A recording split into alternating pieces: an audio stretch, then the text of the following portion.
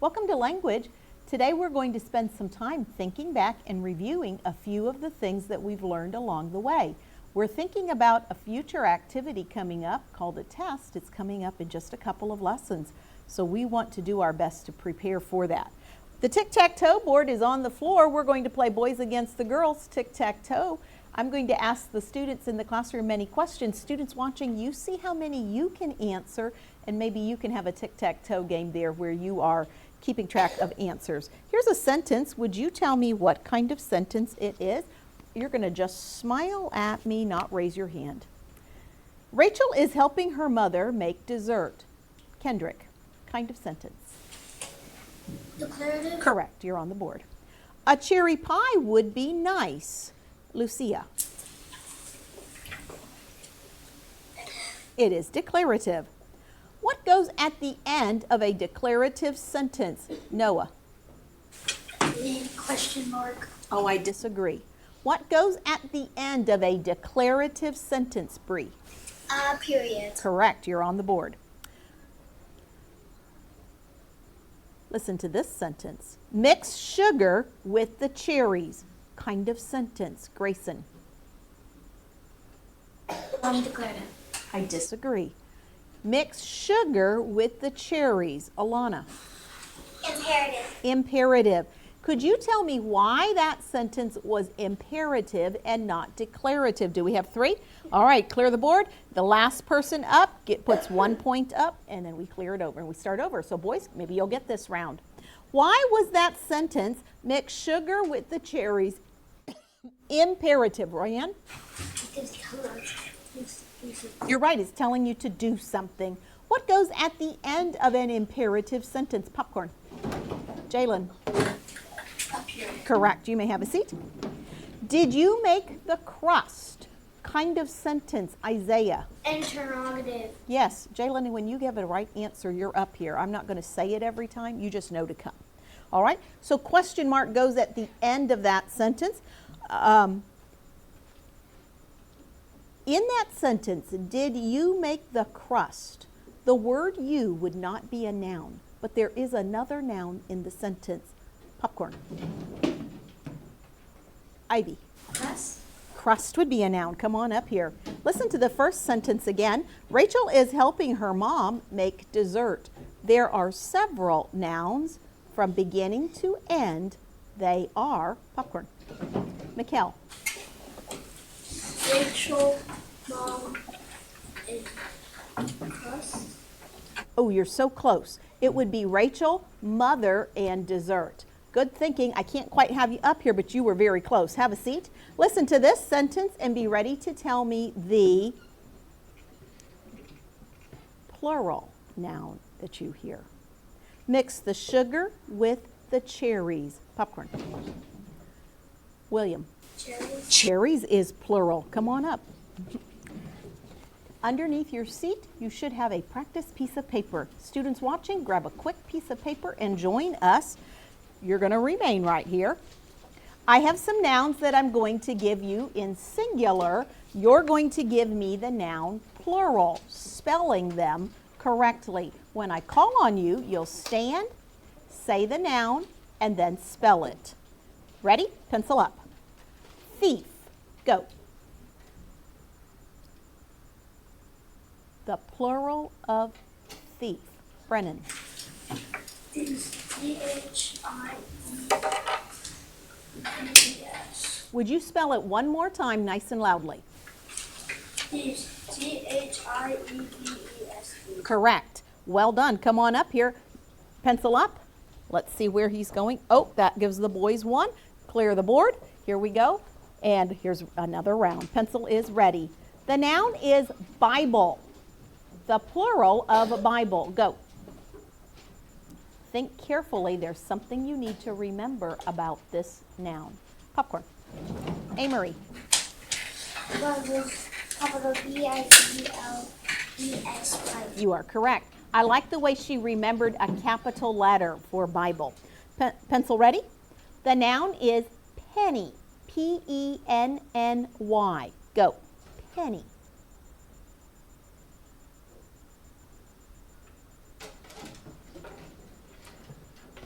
you haven't heard anything yet.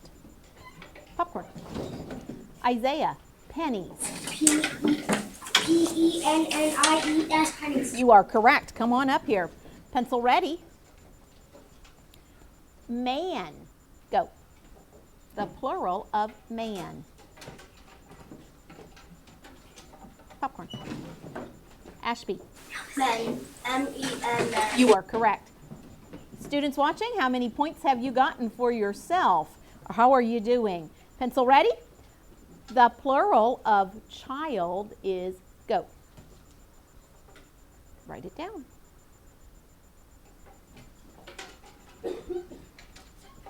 Mikkel. C-H-I-L-D-R-E-N, children. You are correct. Come on up here. Pencil up. The plural of tooth is go.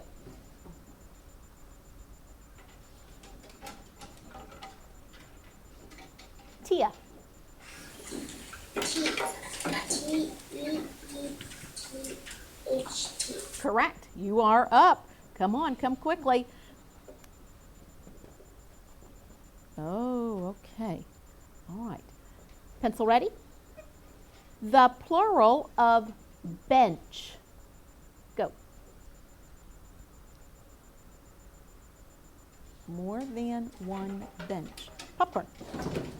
Adrian. Correct. Let's see where Adrian's going to go. Quickly, Adrian. Adrian says, I'm going to give the boys a chance to make a point. Here we go. Your pencil is ready. I would like Renoa to stand, and I would like William to stand. I want the second letter of your answer. You're representing your entire team. The plural of sheep. Go. H. Sheep. S-H-E-E-P. Sheep. You are correct. Sheep is one of those words that does not change. How did you do, students watching? I hope you got many of those correct also.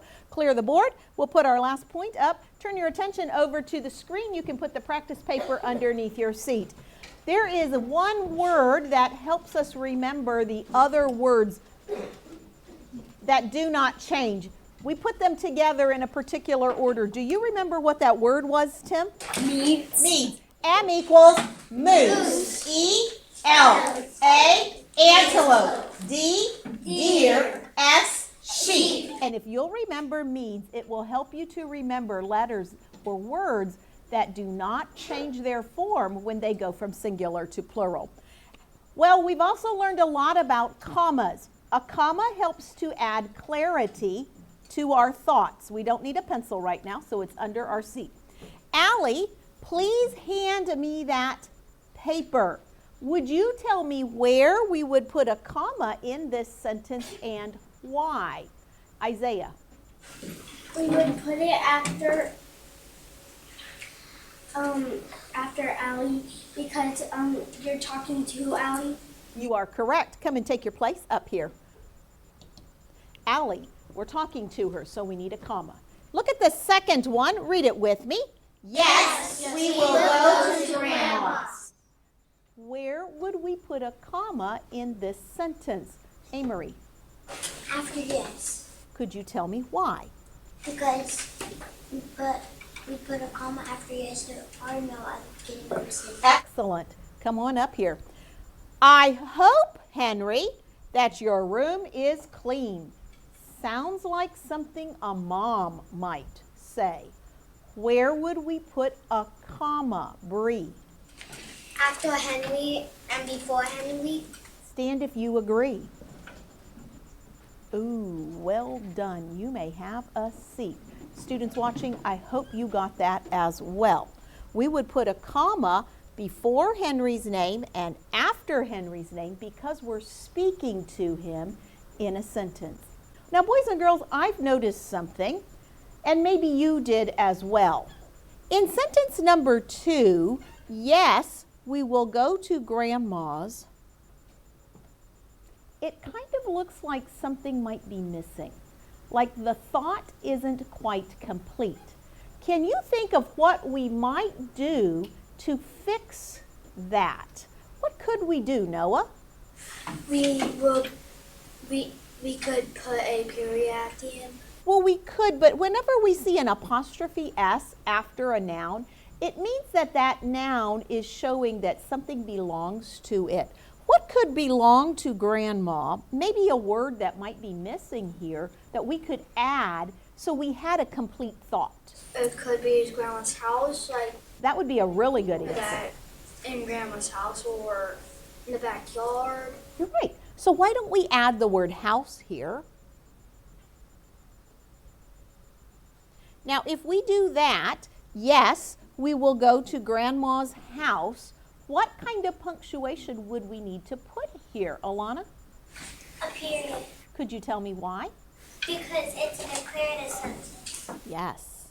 Okay, we want to communicate clearly. Well, we've gotten our commas correct, and we've got several people on the board. I think there might be another sentence or two, so let's see. Would you read this one, the black one, with me, class? No, I have not seen your book. Ooh, where could we put a comma? Or maybe we don't need one. Kendrick, what do you think? Afternoon. Afternoon. Could you tell me why? Because we always put a comma after yes or no in the beginning of a sentence. You are correct. We would definitely need a comma there. Tim, would you read the green sentence? Line up at the back door, class. There's a comma that is needed in this sentence. Where would it go? Popcorn. Scarlett. After class. Okay, Okay, so now you said two. Which one do you want to go with? Before class. Before class. You may have a seat. She said put a comma here. I'd like to know if you agree or disagree, Grayson. Do we really need a comma after door and before class? No. You're going to say no? Yes. Yes, we do, or no, we don't? No. Okay. Let's see. I want you to call a friend and see if the friend agrees with you or disagrees. Adrian's going to help him out. Adrian, do you agree or disagree that we need a comma before class? Yes. You're saying we do need a comma or we do not? Yes, we do. Could you tell me why? Because we're talking to the class. You are correct. Line up at the back door, class. So come and take your spot up here. Grayson, if I said it this way, my class lined up at the back door, I would be talking about the class, but because I'm talking to the class and telling them to do something, we would put a comma. Take your place quickly. I know this is a hard decision. Eeny, meeny, miny, mo, but you've got to do it. There you go. All right, he said I'm going right here. So when we are thinking about commas, we're going to be really careful. I think there might be another sentence. Let's see what we've got. Oh, you may notice right away that there are some commas in that sentence, and maybe you are already thinking, Mrs. Quito, I see commas here, but there's not yes or no. It's not a run-on sentence and a joining word, and it's not talking to somebody. Well, there are several other reasons why we use commas, but for right now, we're going to just kind of ignore those commas. We're not going to talk about why they're there. I want you to look at the parts of the sentence, though. Would you stand and read it with me? Ready, begin. Last spring, Mrs. Davis planted tulips, daffodils, and pansies by her fence. All right, you can have a seat. Students on the board, you're staying right there. You cannot move your game pieces, and you're stuck facing the front. Okay. All right, would you tell me who the sentence is about, Mikkel? Who planted tulips, daffodils, and pansies? Mrs. Davis. You're right, Mrs. Davis. Where would I divide this sentence if I were going to divide it between the subject and the predicate, Mikkel? Between Mrs. Davis and planted. You are correct. Come and take your place. Tia, could you find some nouns in this sentence? Mrs. Davis. Oh, she would be a noun. Do you see another one? Daffodils. Yes, that would be a noun. Come on up here. Can you tell me any other nouns in the sentence, Tim? Oh, do the girls have three in a row? All right, clear the board. Girls, Tia, you're going to put the point up. Bree, the last person puts the point up. All right, Tim, there are several other nouns. Can you tell me what they are? Tulips, pansies, and fence. Oh, you are correct. Tulips, pansies, and fence. Now, Tim, of those nouns, several are plural. Which ones are plural, meaning more than one? Can you tell me? Tulips and pansies. Tulips and pansies. What about this one right here? Would that one be plural? This one. It is. Daffodils is also plural. All right, come on up here and take your place. Oh, it looks as if we missed one noun. The word spring would also be a noun, so let's circle it. And now we'll go to our next sentence. Samantha's grandma made roast beef, green beans, mashed potatoes, and gravy for Sunday dinner. There are several nouns up here, but before we find the nouns, let's think about the two parts of the sentence.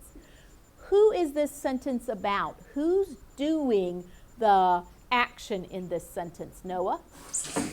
Some grandma. You're right. Grandma is the one doing the action. So where could we divide the sentence? Grandma made. Excellent. Did you almost say Samantha's? I'm so glad it was almost.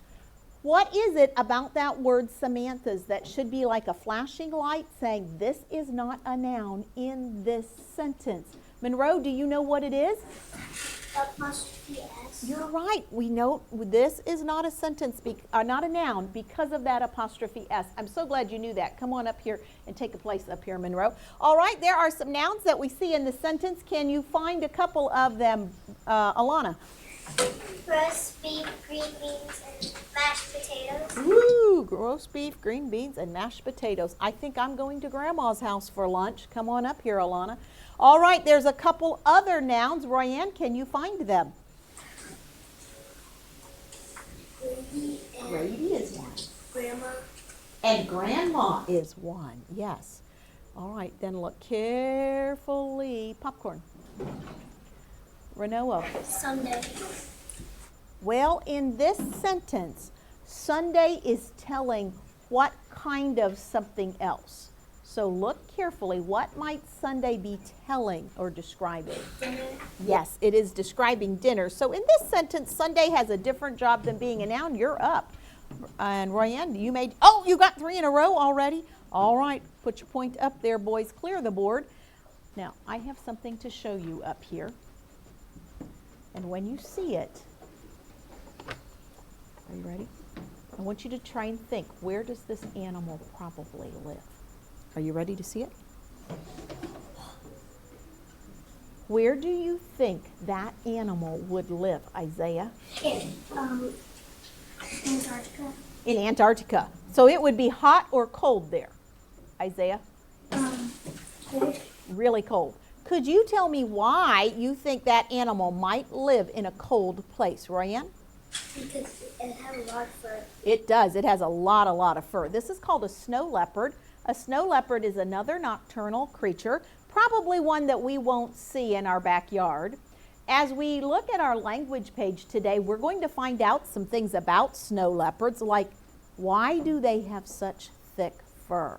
Some details about their eyes, and why is their tail so important?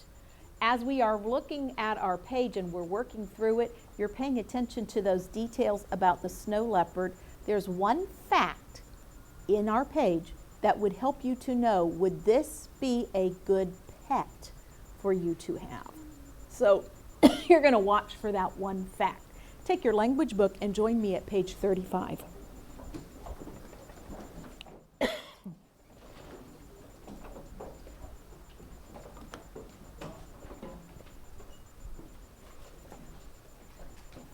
We have worked so diligently today. We've practiced well. You've used good thinking skills. Students watching, I hope you have done so at home there or where you're working from as well. Now we're going to apply what we did in practice time to our workbook page. It's really important that we read directions carefully. Would you stand and read the directions for Remember A, Ivy? Read them nice and loudly. Use proofreader's marks to insert the necessary commas in the sentence. Each of these sentences In section A, 1 through 10, we'll have one or maybe more commas that are needed. You should find a total of 12 commas. You may pick up your pencil and begin at number 1 and work all the way to number 10.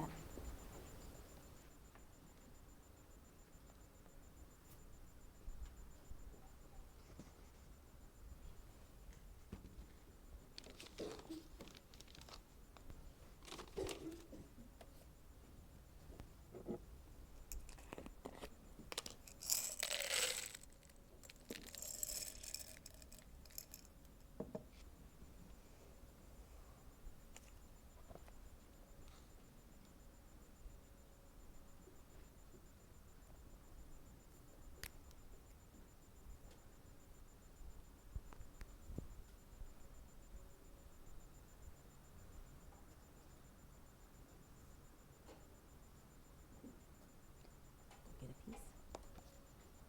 I want you to go back. What's wrong with your pencil? Oh, do you have another pencil? Get your other pencil. Put this one away. That one is good. Something's missing here. And you don't need one here because it's the end of the sentence. This one you want to go this way. I want you to go back and look at that sentence again.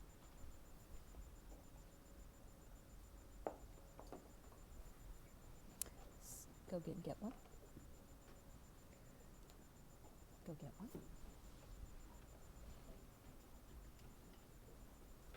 Go get one. Okay, we're going to check a couple of these together. Rest your pencil.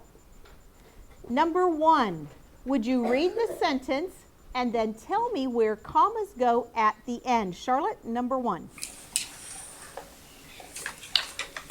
Do you know, David, what a snow leopard is?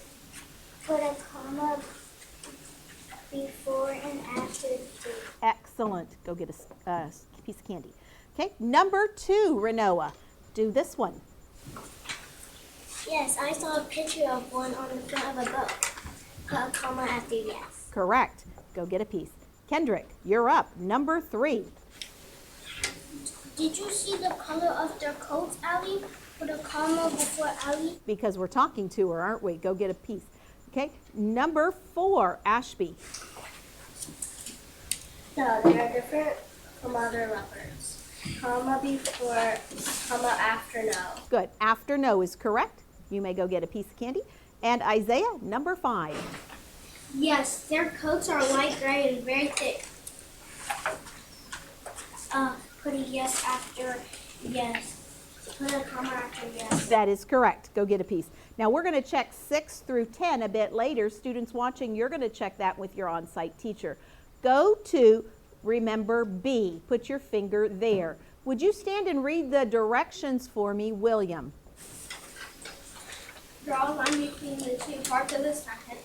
Underline the subject part of the sentence one time. Underline the predicate part of the sentence 2 times. You're going to follow your on-site teacher's instructions as you work through that section. Then I want you to notice section C. Section C has directions that look just like these on the screen.